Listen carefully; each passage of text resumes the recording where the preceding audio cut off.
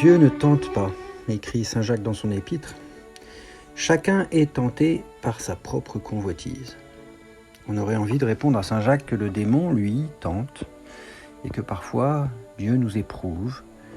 Quelle différence donc entre l'épreuve divine et la tentation diabolique? On voit plusieurs fois dans l'Évangile des questions qui sont posées à Jésus pour le mettre à l'épreuve, c'est-à-dire en fait pour lui tendre un piège, pour le tenter à la manière dont le démon nous tente, pour nous faire tomber. Le désir du démon est de nous éloigner de Dieu, de nous éloigner de notre seul vrai Père, pour que lui, le démon, usurpe cette paternité. C'est la manière dont le démon tente Judas pour le conduire à la trahison, au désespoir et à la mort. De la même manière aussi, le démon tente Jésus au désert, essayant vainement de le faire tomber dans le péché. D'un autre côté, on voit Jésus qui interroge ses disciples pour les mettre à l'épreuve. Par exemple, juste avant la multiplication des pains en Jean 6.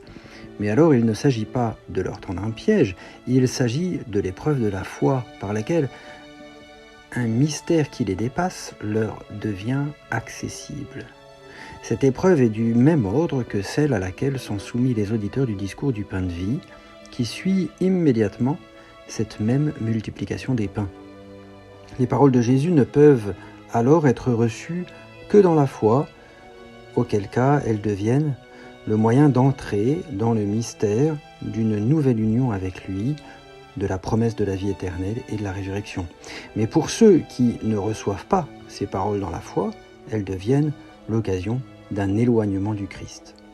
Il est alors le rocher qui fait tomber, la pierre sur laquelle on trébuche. Jésus ne tend pas un piège à ses auditeurs, mais sa miséricorde est exigeante. Il donne tout, ouvre l'accès au mystère de Dieu lui-même en ouvrant les secrets de son cœur, et donc ne peut être reçu divinement que dans la foi. C'est cette foi qu'exprime Simon-Pierre au terme de ce même chapitre 6. « Seigneur, à qui irions-nous? Tu as les paroles de la vie éternelle. Nous avons reconnu et nous avons cru que tu es le Saint de Dieu. » C'est au contraire le manque de foi qui rend sa parole inaudible pour de nombreux autres. Plusieurs paroles de l'Évangile expriment prophétiquement cet effet à double tranchant de la parole de Jésus. La prophétie de Siméon d'abord, il causera la chute et le relèvement de beaucoup en Israël. Les paroles de Jésus à Nicodème ensuite, tel est le jugement. La lumière est venue dans le monde, les hommes ont préféré les ténèbres. On pourrait donc dire que la différence essentielle entre une tentation qui vient du démon, ou de nos tendances pécamineuses, et une épreuve divine, c'est l'intention qui l'anime. Le démon veut notre chute.